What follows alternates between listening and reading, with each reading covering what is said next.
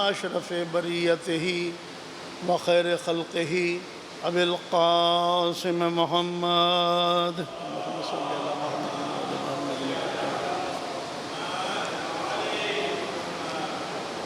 وأهل بيته الطيبين الطاهرين المعصومين المظلومين الذين أذهب الله عنهم الرجس وطهرهم تطهيرا اللهم صل على محمد وعلى عجل فرجهم ولعنة الله على أعدائهم أجمعين أما بعد فقد قال الله سبحانه وتعالى في محكم كتابه الحكيم وفرقانه المجيد قوله الحق بسم الله الرحمن الرحيم كتب عليكم إذ حضر أحدكم الموت إن ترك خيرا الوصية للوالدين والأقربين درود پڑھ لے محمد وعلى محمد کے درود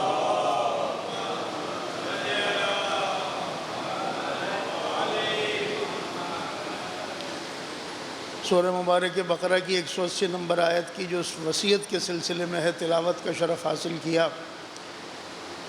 کتب علیکم اذا حضر احدکم الموت، تم پر لکھ دیا گیا ہے کہ جب تم میں سے کسی ایک پر موت وارد ہو، ان ترک خیرا، تو جو خیر اس نے چھوڑ رہا ہے، جو خیر چھوڑی ہے، یعنی جو مال چھوڑا ہے، اس کے بارے میں وصیت کرے۔ کس کے لیے؟ للوالدین والاقربین بالمعروف حقا علی المتقین، اپنے والدین کے لیے اور اپنے قرابت داروں کے لیے معروف طریقے سے، یہ حق ہے متقین کے لیے۔ ہمیں یہ معلوم ہے کہ جب کتبہ کا لفظ قرآن نے استعمال کیا ہے تو عام طور پر اس سے واجب چیزوں کو مراد لیا ہے۔ کتب علیکم الصیام، تم پر روزوں کو لکھ دیا گیا، واجب کر دیا گیا۔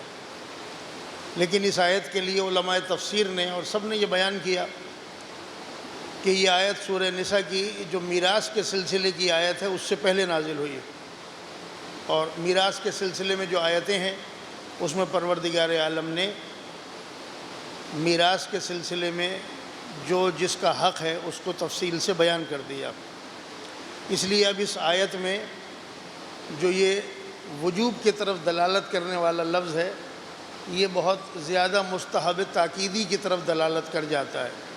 مستحب ہے، یہ بات بہت زیادہ تاکیداً عرض ہے کہ انسان جو مال چھوڑ رہا ہے اس کے بارے میں وصیت کرے۔ اور جیسا کہ آپ سب جانتے ہیں مجھ سے زیادہ بہتر کہ جو انسان اپنی زندگی میں مال کا مالک ہے، پورے مال کا مالک ہے، لیکن مرنے کے بعد 1/3 مال کا مالک ہے، مرنے کے بعد بھی 1/3 مال کا مالک ہے، تیسرے حصے کا، جس کی وہ وصیت کر سکتا ہے۔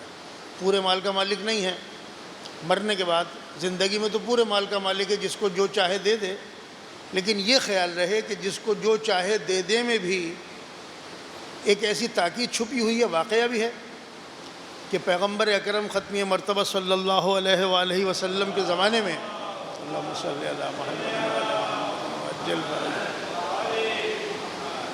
انصار میں سے کسی کا انتقال ہو گیا اور اس نے مرنے سے پہلے اپنا تمام مال خیرات کر دیا۔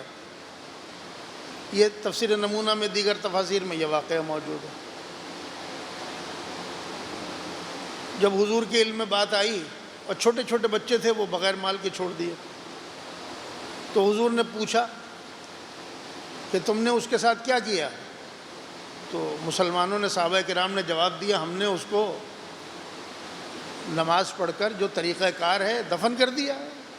تو آپ نے فرمایا اگر میرے علم میں یہ بات آ جاتی تو میں اسے مسلمانوں کے قبرستان میں دفن نہ ہونے دیتا، کہ اس نے اس مال میں جو حصہ تھا اپنے بچوں کو گداگری کے لیے فقیر بنا کے چھوڑ دیا اور سارا مال اللہ کے راستے میں لٹا دیا۔ کس نے اس کو یہ تلقین کی تھی؟ اس لیے انسان اپنی زندگی میں مال کا مالک تو ہے، لیکن ایسا مالک نہیں ہے کہ جو غیر عادلانہ تقسیم کے نتیجے میں خدا کی بارگاہ میں جواب دہی کے لیے پیش ہو جائے۔ اس لیے کہا گیا کہ مال کا مالک تو پورے کا ہے، لیکن مرنے کے بعد بھی وہ 1/3 مال کا مالک ہے جس کے بارے میں وصیت کرے۔ اور اسی لیے جو یہاں پر یہ جو علماء نے اس میں شقیں نکالی ہیں کہ اگر اللہ کے حقوق ہیں، زکوٰۃ ہے، خمس ہے اور دیگر چیزیں ہیں جو کسی کے علم میں بھی نہیں ہیں، یا بندگان خدا کے حقوق ہیں جو کسی کے علم میں بھی نہیں ہیں، اس لیے اس پر یہ واجب، کہیں تو وصیت کرنا بہت زیادہ مستحب اور تاکید ہے، اور کہیں پر واجب ہو جاتا ہے، اس لیے کہ اگر کسی کے بھی علم میں نہیں ہے تو پھر واجب ہے کہ بتا دے وصیت کر کے کہ یہ قرضہ ہے اور یہ خدا کے حقوق ہیں جو میری گردن پر ہیں، یہ میری اس مال سے ادا کرنے ہیں۔ یہ تو لفظ خیر ہے کہ جو خیر اس نے چھوڑی، قرآن کہہ رہا ہے ان طرح کا خیرہ، جو خیر اس نے چھوڑی، یعنی مال کے لیے قرآن کریم نے خیر کا لفظ استعمال کیا ہے، جس کو ہم سمجھتے ہیں شر ہے۔ یہ خیر اور شر ہم یہ سمجھ لیں کہ یا تو اضافی ہیں، ریلیٹیو ٹرم ہے، یا ہماری نیت کے زاویہ نگاہ بدلنے سے ایک چیز خیر ہو جاتی ہے، ایک چیز شر ہو جاتی ہے۔ وہی چیز جو خدا نے خیر بنا کر چھوڑی ہے، اگر ہم نے ذرہ برابر بھی اس کا غلط استعمال کیا تو وہی چیز شر بن جائے گی، اور اگر وہی چیز کہ جو غلط مصرف میں استعمال ہو کر شر بن رہی تھی، اگر اس کو صحیح مصرف میں استعمال کر دیا خیر بن جائے گی۔ درود بھیج دیجئے محمد وآل محمد کے ذوات مقدسہ پر۔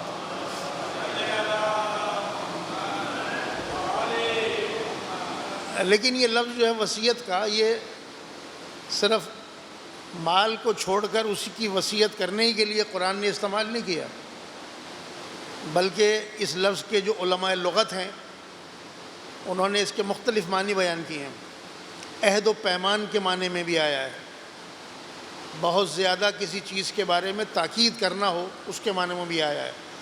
وصیت تو ایک آدمی جا رہا ہے اس دنیا سے میراث چھوڑ کر اپنی، وہ وصیت کر رہا ہے، لیکن جب پروردگار عالم اپنے لیے یہ لفظ استعمال کرے، یوصیکم اللہ فی اولادکم، اللہ تمہیں وصیت کرتا ہے تمہاری اولاد کے بارے میں کہ لڑکی کا ایک گہرا حصہ ہے، لڑکے کا دگنا حصہ ہے، تو وہاں پر یہ ان معنوں میں نہیں ہے کہ مر کے انسان جا رہا ہے اور پھر وہ کر رہا ہے۔ یا قرآن کریم کی آیت وَوَصَّيْنَا الْإِنسَانَ بِوَالِدَيْهِ حَمَلَتْهُ أُمُّهُ وَهْنًا عَلَى وَهْنٍ وَفِصَالُهُ فِي عَامَيْنِ، یہ انسان کو اس لیے کسی نے لکھا ہے، علماء لغت میں لغات القرآن میں اس کی چوتھی جلد میں لکھا ہے کہ ووصا جو ہے، اوصا ووصا عہد و پیمان کے بارے میں بھی ہے کہ اللہ نے تم سے عہد و پیمان لیا ہے۔ کس سے لیا ہے؟ انسان سے۔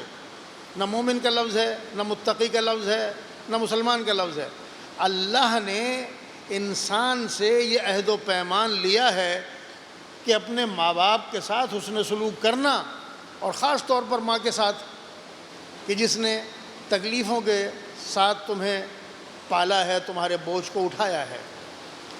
تو اس طریقے سے یہ لفظ جو ہے ایسے معنوں میں بھی یہاں قرآن نے استعمال کیا ہے۔ تو وارث فقط اس مال کا نہیں ہے کہ جو انسان دنیا سے چھوڑ کے جا رہا ہے، کیونکہ قرآن کریم نے جب ہم ائمہ اہل بیت علیہم السلام کی فضیلت میں جن آیتوں کو سنتے بھی ہیں، بیان بھی کرتے ہیں، تو ان میں کون سی آیتیں ہیں جو بہت زیادہ سنی جانے والی بفیض مجالس آیتیں؟ ثم اورثنا الکتاب الذین اصطفینا من عبادنا، ہم نے اپنی کتاب کا وارث ان بندوں کو بنایا ہے جن بندوں میں تین قسم کی کیٹیگریز ہیں۔ ایک ظالم ہے جو اپنے نفس پہ ظلم کرنے والے ہیں، ایک میانہ رو ہیں، اور ایک سابقن بالخیرات ہیں، خیرات پہ سبقت کرنے والے ہیں۔ تو جو خیرات پہ سبقت کرنے والے ہیں وہی قرآن کریم کے کتاب کے وارث ہیں۔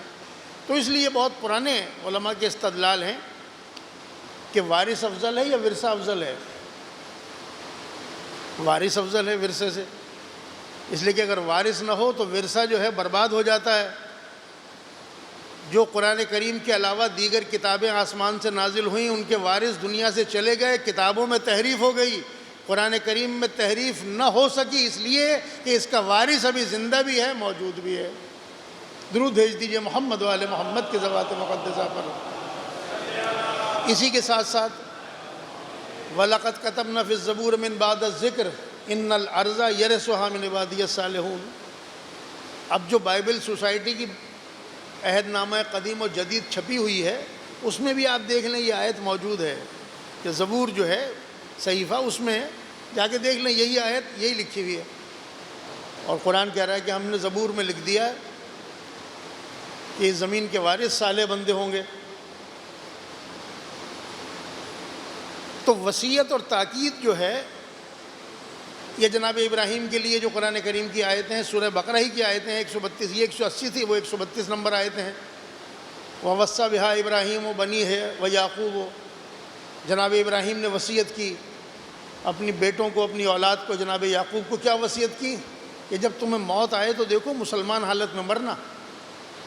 تو یہ سب سے بڑی وصیت، سب سے بڑی تاکید، سب سے بڑی نصیحت جو ہے وہ فقط مال کی نہیں ہے، بلکہ مسلسل صراط مستقیم پر باقی رہنے کی، اللہ سے کیا گیا عہد و پیمان یاد دلانے کی، اور اگر انسان کے اندر تھوڑی سی بھی اس راستے پہ چلنے پہ کجی پیدا ہو رہی ہو تو اس کو صحیح راستے پہ لانے کی جب تاکید ہوتی ہے تو اسے قرآن وصیت کے نام سے یاد کرتا ہے۔ اب جب یہاں تک پہنچ گئے تو اب دیکھیے انسان کی جو کیفیت ہے اپنی اندر کی، وہ کیسے منقلب ہوتی رہتی ہے، اور کوئی انسان کسی انسان کے بارے میں کیا کوئی پریڈکشن کر سکتا ہے؟ تاریخ کے وہ واقعات ہیں کہ جو فقط تاریخ میں بیان اس لیے ہوئے ہیں اور قرآن ان کی طرف توجہ دلاتا ہے، سیرو فی الارض، زمین پہ گھومو پھرو اور ان واقعات پہ غور کرو، تمہارے لیے اس میں عبرت کا سامان ہے۔ کہ ان واقعات کو بیان کرنے کا مقصد فقط یہ نہیں ہوتا کہ ہم کسی پر لعن طعن کرنا چاہتے ہیں، ہم تو خود اپنے نفس کے آئینے میں اپنی چہرہ دیکھنا چاہتے ہیں کہ ان کے کردار میں جو یہ کجی خامی پیدا ہوئی کسی آزمائش کی منزل پر، ہمارے کردار میں کتنی مضبوطی ہے کہ وہ یا اس سے کم اگر منزلیں ہمارے سامنے آ جائیں تو ہم اس راستے پہ باقی رہیں گے یا ہم بھی راستے کو چھوڑ دیں گے۔ اس لیے بس میں ایک ایسی وصیت، ایک ایسی بات، ایک ایسی نصیحت جو وصیتی کے معنوں میں ہے، امیر المومنین حضرت علی ابن ابی طالب علیہ السلام کی یاد دلانا چاہتا ہوں۔ صلی اللہ علیہ وسلم۔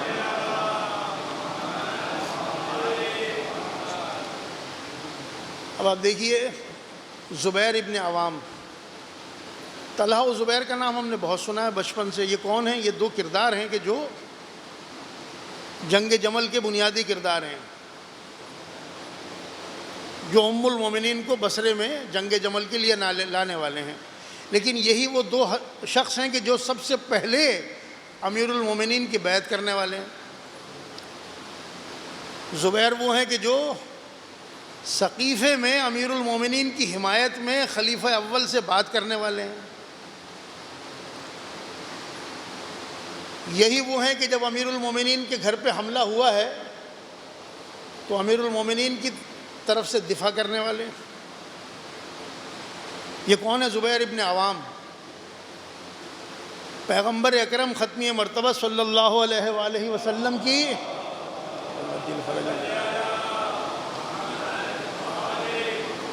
پھوپھی صفیہ کے بیٹے ہیں، اور وہ جو شورا کی کمیٹی بنائی گئی ہے اس میں بھی شامل ہیں۔ اور یہاں تک لکھا ہے علماء نے، ان کی شادی خلیفہ اول کی بیٹی سے ہوئی تھی کہ ہجرت کر کے آنے والوں میں، ظاہر ہے جنگ بدر میں ہر جنگ میں شریک ہوئے ہیں، ہجرتیں بھی دو کی ہیں، حبشہ کی طرف بھی ہجرت کی ہے، یہاں بھی ہجرت کی ہے۔ تو جو مسلمان ہجرت کر کے مکے سے مدینے آ رہے تھے تو یہودیوں نے کہا تھا کہ ہم نے مسلمانوں پہ ایسا جادو کر دیا ہے کہ اب ان کی کوئی اولاد پیدا نہیں ہو سکتی، ایسا عمل کر دیا ہے کوئی اولاد پیدا نہیں ہوگی۔ اس لیے زبیر کے سب سے پہلے ہونے والے ہجرت کرنے کے بعد آنے والوں میں پیدا ہی زبیر کے بیٹا ہوا جس کا نام عبداللہ ہے، تو بہت زیادہ خوشی منائی گئی تھی۔ یہ سب میں نے آپ کے سامنے مقدمے کے طور پہ بیان کر دیا کس کس معاملے میں امیر المومنین کے ساتھ رہے ہیں۔ لیکن جو ہم واقعہ سنتے ہیں کہ جب امیر المومنین نے بیت المال کا جو جلتا ہوا چراغ تھا بجھا دیا تھا، وہ کیوں بجھایا تھا؟ یہی طلحہ و زبیر آئے تھے مولا سے بات کرنے کے لیے، یہی دونوں آئے تھے، جو چراغ جل رہا تھا مولا نے بجھا دیا، اس لیے کہ میری اور تمہاری ذاتی بات ہے، اس ذاتی بات میں بیت المال کے پیسوں کا جو تیل ہے وہ صرف نہیں ہو سکتا۔ اور انہوں نے اپنے لیے، ایک نے بصرے کی گورنری اور ایک نے کوفے کی گورنری طلب کی تھی، اور جب انہیں اندازہ ہو گیا کہ علی تو اتنے محتاط ہیں کہ بیت المال کا چراغ بھی جلنے نہیں دیتے، بجھا دیتے ہیں، تو ان سے کچھ حاصل حصول ہونے والا نہیں ہے، تو کیا نتیجہ نکلا؟ جنہیں ناقصین کہا جاتا ہے، بیت توڑنے والے، یہ نکلے مدینہ سے اور کہا گیا کہ یہ عمرہ کرنے کے لیے جا رہے ہیں۔ جو امیر المومنین کے خطبے کے الفاظ ہے کہ عمرہ کرنے کے لیے نہیں جا رہے بلکہ فتنے کے لیے جا رہے ہیں، اور انہوں نے وہاں سے ام المومنین کو ساتھ لیا۔ جو بس بات مجھے بتانی ہے آپ سے، وہ اتنا مقدمہ اس لیے بنایا، یہ بصرے میں میدان میں نکل کے آ گئے۔ جب یہ امیر المومنین جب آئے ہیں، ایک لشکر آیا، دوسرا لشکر آیا، ایک کو عمار یاسر لے کر آئے، ایک کو ایک صحابی لے کر آئے۔ جو جنگ کا علم تھا جنگ جمل میں محمد حنفیہ کے ہاتھ میں تھا، آگے آگے وہ چل رہے تھے، پیچھے امیر المومنین دائیں بائیں امام حسن و حسین چل رہے تھے۔ درود بھیج دیجئے محمد والے محمد کی ذوات مقدس پر، اللہم صلی علی محمد۔ فجر سے لے کر ظہر تک امیر المومنین نے جنگ سے پس و پیش کیا، گھوڑے سے اتر کر 4 رکعت نماز پڑھی۔ اس کے بعد آپ نے اپنی فوج سے مخاطب ہو کر فرمایا کہ کوئی ہے جو ان کے سامنے جا کر قرآن کریم کی یہ آیت تلاوت کرے، جو آیت یہ تھی کہ جو 2 گروہ لڑ پڑیں تو ان میں صلح کرا دو اور قرآن لے کر جائے، لیکن میں بتاتا ہوں جو بھی جائے گا وہ قتل کر دیا جائے گا۔ مولا کا ایک سپاہی نکل کے آ گیا، کہا مولا میں جاؤں گا، کہا اس کے نتیجے میں شہادت تمہارا مقدر بنے گی، کہا مولا مجھے قبول ہے۔ یہی ہوا، وہ قرآن لے کر گئے اور انہوں نے قرآن ہاتھ میں بلند کر کے آیت تلاوت کی۔ ایک نے آگے بڑھ کر ان کے اس ہاتھ پر تلوار ماری کہ جس ہاتھ میں قرآن تھا، انہوں نے دوسرے ہاتھ میں قرآن لے لیا، اس پہ بھی تلوار ماری، انہوں نے منہ میں قرآن لے لیا، پھر ان کو نیزوں سے اور تیروں سے شہید کر دیا، زمین پہ گر پڑے۔ ظہر کا وقت تھا۔ اس وقت جناب امیر علیہ السلام نے فرمایا کہ اب ان سے جنگ مباح ہو گئی، اب حملہ کرو، اور محمد حنفیہ نے حملہ کیا، اس کی الگ تفصیل ہے۔ لیکن اس سے پہلے امیر المومنین نے آواز دے کر زبیر کو بلایا، جو یہ وصیت کے عنوان سے مجھے ایک جملہ کہنا تھا، اور کہا زبیر اگر میری آواز سن رہا ہے تو ذرا اپنے لشکر سے باہر نکل آئے۔ زبیر نے اپنے لشکر کو چھوڑا اور باہر نکل کے آ گیا۔ ابو حنیفہ دینوری نے بھی اخبار الطوال میں اور دیگر تاریخوں میں سب جگہ یہ لکھا ہے کہ ان دونوں کے گھوڑے، جناب امیر علیہ السلام کا اور زبیر کا گھوڑا، ایک دوسرے کے اتنے قریب آ گئے کہ دونوں کی گردنیں ایک دوسرے کی گردنوں میں مل گئیں۔ اس وقت جناب امیر علیہ السلام نے زبیر سے فرمایا کہ زبیر میں نے تمہیں اس لیے بلایا کہ میں تمہیں ایک بات، ایک وصیت، ایک نصیحت جو حضور کی ہے وہ یاد دلانا چاہتا ہوں۔ کہا علی کہو۔ کہا تمہیں یاد ہے کہ ایک مرتبہ میں اور تم حضور کے ساتھ چل رہے تھے، میرا ہاتھ تمہارے ہاتھوں میں تھا، اس وقت حضور نے تم سے یہ پوچھا کہ زبیر کیا تم علی سے محبت کرتے ہو؟ تو تمہیں یاد ہے تم نے کیا جواب دیا تھا؟ تم نے یہ جواب دیا تھا کہ ہاں اللہ کے رسول میں علی سے بہت محبت کرتا ہوں۔ تو کہا حضور نے یہ فرمایا تھا اس وقت کہ اس وقت تمہاری کیا حالت ہوگی کہ جب تم علی کے مقابلے پر تلوار کھینچ کر آؤ گے اور تم بغاوت اور سرکشی کے مرتکب ہو رہے ہوگے۔ بس اب تاریخ کے الفاظ یہ ہیں کہ جیسے ہی امیر المومنین نے یہ جملہ ارشاد فرمایا، زبیر اپنے گھوڑے پر کانپنے لگے اور میدان جنگ میں ٹھہر نہیں سکے، اور کہا کہ ابو الحسن یہ بات میرے ذہن سے نکل گئی تھی، مجھے آپ نے یہ بات یاد دلا دی، اب میں آپ کے مقابلے میں کھڑا نہیں ہو سکتا۔ یہ کہہ کر اپنے گھوڑے کو نکالا اور میدان جنگ سے باہر نکالنے لگے، تو ان کا بیٹا جس کے ہاتھ میں علم تھا جنگ کا، عبداللہ اس کا نام تھا، اس نے پوچھا اپنے باپ سے مخاطب ہو کر کہ کہاں جا رہے ہو؟ تو باپ نے بیٹے سے کہا کہ مجھے علی نے وہ بات یاد دلا دی ہے کہ اب میں اس بات کی یاد کرنے کے بعد علی کے مقابلے پہ ٹھہر نہیں سکتا، اور میں تجھے بھی نصیحت کرتا ہوں اور تاکید کرتا ہوں کہ علی کے مقابلے سے ہٹ جا۔ اس نے کہا میں علی کے مقابلے سے اس وقت نہیں ہٹ سکتا۔ اب بعض تاریخوں میں یہ ہے کہ جب طلحہ نے یہ دیکھا کہ زبیر میدان چھوڑ کے ہٹ رہا ہے تو اس نے بھی چاہا کہ وہ ہٹ جائے۔ اسے اس مکالمے کا علم نہیں تھا جو علی اور زبیر کے درمیان میں ہوا، لیکن اس نے چاہا میدان کو چھوڑ دے۔ تو مروان ابن الحکم نے دور سے ایسا تیر مارا جو اس کے گھٹنے پہ لگا، اور اس زخم کی وجہ سے اس کا انتقال ہو گیا اسی میدان میں۔ لیکن زبیر میدان سے نکل گیا۔ جب یہ نکلے تو بعض ایسے مسلمان جو جنگ میں شریک نہیں ہوئے تھے بصرے کے، یہ جس مقام پر لڑی جا رہی تھی یہ باہر نکل کے آئے، تو لوگوں نے دیکھا ٹولیوں کی شکل میں جو لوگ بیٹھے ہوتے ہیں تبصرے کر رہے ہوتے ہیں، جنگ ہو رہی ہے وہاں۔ تو جب ٹولیوں کی شکل میں دو چار گروپ میں لوگوں نے دیکھا کہ زبیر یہاں آ رہا ہے واپس پلٹا ہوا، جبکہ جنگ بھڑکانے والا یہی ہے، تو کسی نے پوچھا زبیر جنگ کا کیا ہوا؟ تو کہا ایک ایسی بات علی نے مجھے یاد دلا دی ہے کہ میں اب علی کے مقابلے پر ٹھہر نہیں سکتا۔ کہا اچھا۔ یہ کہہ کہ زبیر آگے بڑھنے لگے، ان کے پیچھے پیچھے ایک آدمی چلا۔ زبیر کو خوف محسوس ہوا کہیں یہ مجھ پر حملہ نہ کرے، لیکن وہ ساتھ ساتھ چلتا رہا۔ اتنے میں کوئی نماز کا وقت آ گیا تو زبیر نے اس سے پوچھا تو مجھ پر حملہ تو نہیں کرے گا؟ میں نماز پڑھنا چاہتا ہوں۔ اس نے کہا میں بھی نماز پڑھنا چاہتا ہوں، تم مجھ پہ حملہ مت کرنا، میں تم پہ حملہ نہیں کروں گا۔ زبیر نے نماز کی نیت باندھی۔ جیسے ہی نماز کی نیت باندھی، یہ جو دوسرا شخص تھا اس نے حملہ کر کے زبیر کا سر تن سے جدا کر دیا، اور زبیر کی تلوار اور سامان لے کر سیدھا میدان جنگ کی طرف چلا۔ بعض تاریخوں میں یہ ہے کہ سر بھی لے کے چلا، لیکن شرح نہج البلاغہ کے شارح نے یہ تصحیح کی ہے کہ سر لے کے نہیں گیا تھا، صرف تلوار لے کے گیا تھا اور ہتھیار دوسرا سامان لے کے گیا تھا۔ اب تلوار لے جا کر امیر المومنین کے سامنے جو میدان جمل میں موجود تھے آپ کے سامنے تلوار کو پھینک دیا۔ امیر المومنین نے جب تلوار کو اٹھایا اور کہا کہ یہ تو صفیہ کے بیٹے کی تلوار ہے، اگر تو نے زبیر کو قتل کیا ہے تو میں تجھے جہنم کی بشارت دیتا ہوں۔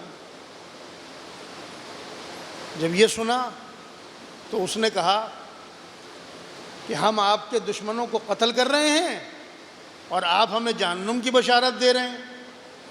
یہ کہہ کے وہ واپس پلٹا۔ اب یہاں ہمارے علماء نے بحث کی ہے کہ جناب امیر علیہ السلام نے جو اسے جہنم کی بشارت دی وہ زبیر کو قتل کرنے کے سبب سے دی یا کسی اور سبب سے دی، یہاں بحث ہے۔ اس لیے کہ جس نے زبیر کو قتل کیا تھا وہ شخص تھا کہ جو بعد میں خارجیوں سے مل کر امیر المومنین کے مقابلے پر آیا اور مولا کی تلوار سے مارا گیا، یعنی فقط زبیر کے قاتل ہونے کی وجہ سے نہیں، اور اس پر بڑی بحث ہے۔ تو بس اب یہاں سوال علماء نے یہ بیان کیا کہ یہ کیا کیفیتیں ہیں نفس انسانی کی۔ یہ فقط ایک زبیر کا کیریکٹر ایسیسینیشن نہیں ہے،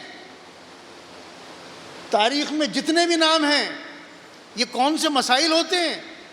انسان کے سامنے دنیا رنگ بدل کے آ جائے، منصب آ جائے، مال و دولت آ جائے، جن سے مخالف آ جائے، کتنی دیر تک انسان حق کے اوپر قائم رہتا ہے اور صراط مستقیم پر ڈٹا رہتا ہے؟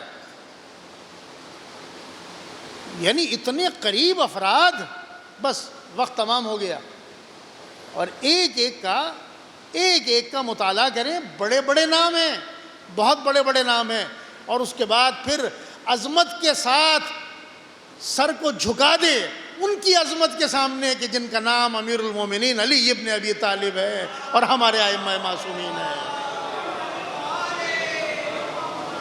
اور دیکھ لیں کہ کائنات میں بغیر کسی دین کسی مکتب کا تعلق رکھے بغیر، یہ سید محمد تقی کا جملہ ہے کہ میں لاکھ کوشش کروں کہ فلسفی ہوں، میں لاکھ کوشش کروں کہ میرا تعلق کسی مذہب سے نہیں ہے، میں بالکل نیوٹرل ہو کر ایک فلاسفر ہو کر تجزیہ کروں، پھر بھی چونکہ میری رگوں میں علی کی محبت دوڑ رہی ہے تو شاید میں نیوٹرل نہ ہو سکوں، لیکن پھر بھی حد الامکان اگر کوشش کریں گے کہ ہر مکتب سے آزاد ہو کر نگاہ ڈالیں امیر المومنین کی شخصیت پر، تو خدا کی قسم اولین و آخرین میں علی ابن ابی طالب جیسا کوئی شخص نظر نہیں آئے گا۔ درود بھیج دیں محمد و آل محمد کے ذوات مقدس۔ بس علی کی وصیتیں بھی پیش نظر ہیں، 2 جملے ہیں مصائب کے شب جمعہ ہے۔ ایک تو آپ کو معلوم ہے کہ جب امیر المومنین کے وصیت لگی ہے، وہ وصیت سنانا پیش نظر نہیں ہے، صرف توجہ دلانا کہ آپ نے اپنے دونوں فرزندوں کو، امام حسن و حسین کو نہیں بلکہ یہ تحریر فرمایا کہ جس تک میری یہ وصیت پہنچے ان سب کو یہ پیغام ہے۔ یہ دیکھو، کسی کو خدا کی وحدانیت میں شریک نہ کرنا، اور اس کے بعد پھر مرحلہ وار آپ نے سب چیزوں کو بیان کیا۔ لیکن کربلا کے میدان میں بھی، جبکہ آپ کو معلوم ہے کہ جو شہید ہو رہے تھے ان کو معلوم ہے کہ بس کچھ ہی دیر کے بعد دوسرے کا نمبر ہے، لیکن اس کے باوجود ایک دوسرے کو وصیت کر رہے تھے۔ مولا کا ایک ساتھی زمین پر گرا ہے، مولا کے انصار قریب کھڑے ہیں، اور ایک مولا کا ساتھی کہتا ہے مسلم بس تھوڑی سی دیر میں ہم بھی تمہارے ساتھ آنے والے ہیں، لیکن اگر کوئی وصیت ہے تو ہم سے کر دو۔ تو انہوں نے کیا وصیت کی؟ انگلی کا اشارہ کیا ابا عبداللہ حسین کی طرف اور کہا بس میری وصیت یہ ہے کہ میرے مولا کا خیال رکھنا۔ اور ایک وصیت آپ کو معلوم ہے سید الشہداء مولا و آقا نے ہم سے اور آپ سے کی ہے، اور قیامت تک آنے والے انسانوں سے کی ہے۔ وہ کیا وصیت ہے؟ اے میرے شیعوں، جب ٹھنڈا پانی پینا تو میری پیاس کو ضرور یاد کرنا۔ کاش تم کربلا کے میدان میں ہوتے اور یہ دیکھتے میں کس طرح 3 دن کے بھوکے پیاسے بچے علی اصغر کے لیے پانی کا سوال کر رہا تھا، اور وہ پانی کے سوال کے نتیجے میں تیروں سے میرے بچے کو سیراب کر رہے تھے۔ الا لعنت اللہ علی القوم الظالمین وسیعلم الذین ظلموا ایہا منقلب ینقلبون۔ پروردگار، تجھے اپنی عزت و کرامت کا واسطہ، اسماء و صفات کا واسطہ، محمد و آل محمد کا واسطہ، شہداء کربلا، اسیران کربلا کا واسطہ، ہمارے اس عمل کو اپنی بارگاہ میں منظور و مقبول فرما لے۔ قرآن کے نور سے، اہل بیت کے ذکر سے ہمارے دلوں کو زندگی عطا فرما دے۔ قرآن کے ظاہر و باطن کے علوم سے آگہی عطا فرما دے۔ پروردگار، حقیقی معنوں میں شہداء کربلا کا عزادار بنا دے۔ محمد و آل محمد کے نقش قدم پہ چلنے کی توفیق عنایت فرما دے۔ میرے معبود، ہمارے تمام مرحومین کی مغفرت فرما دے۔ میرے مالک، ہمارے زندوں پہ رحم فرما دے۔ پوری انسانیت جس وبا کا شکار ہے، میرے مالک اس وبا سے سب کو نجات عطا فرما دے۔ میرے مالک، اپنی آخری حجت ہمارے وقت کے امام کے ظہور میں تعجیل فرما دے۔ ہمیں امام کے اعوان و انصار میں شمار فرما دے۔ ایک سورہ فاتحہ کی درخواست ہے۔ علی بھائی خاندان کے تمام مرحومین، حاجی خاندان کے تمام مرحومین، مرحوم یوسف احمد خاندان کے تمام مرحومین، اور آشپار خاندان کے تمام مرحومین، داتار دینہ خاندان کے تمام مرحومین، بندے خدا کے تمام مرحومین، علی بھائی رتنسی خاندان کے تمام مرحومین، مرحوم محمود شوکت علی حاجین کے خاندان کے تمام مرحومین، سومجی خاندان کے تمام مرحومین، فرشتہ خاندان کے تمام مرحومین، روہیل خاندان کے تمام مرحومین، مرحوم نظر علی ان کے خاندان کے تمام مرحومین، مرحومہ نور بانو رجب علی روپانی خاندان کے تمام مرحومین، تمام ارواح مومنین و مومنات، شہداء ملت جعفریہ، اور ہم سب کے مرحومین کے لیے سورہ فاتحہ۔ بسم اللہ الرحمن الرحیم، الحمدللہ رب العالمین، الرحمن الرحیم، ایاک نعبد و ایاک نستعین، اہدنا الصراط المستقیم، صراط الذین انعمت علیہم غیر المغضوب علیہم ولا الضالین۔ بسم اللہ الرحمن الرحیم، قل هو اللہ احد اللہ الصمد لم یلد ولم یولد ولم یکن له کفوا احد۔ بسم اللہ الرحمن الرحیم، قل هو اللہ احد اللہ الصمد لم یلد ولم یولد ولم یکن له کفوا احد۔ بسم اللہ الرحمن الرحیم، قل هو اللہ احد اللہ الصمد لم یلد ولم یولد ولم یکن له کفوا احد۔ اللہم اغفر للمؤمنین والمؤمنات والمسلمین والمسلمات الاحیاء منہم والاموات، تابع بیننا وبینہم بالخیرات، انک مجیب الدعوات، انک علی کل شیء قدیر، برحمتک یا ارحم الراحمین۔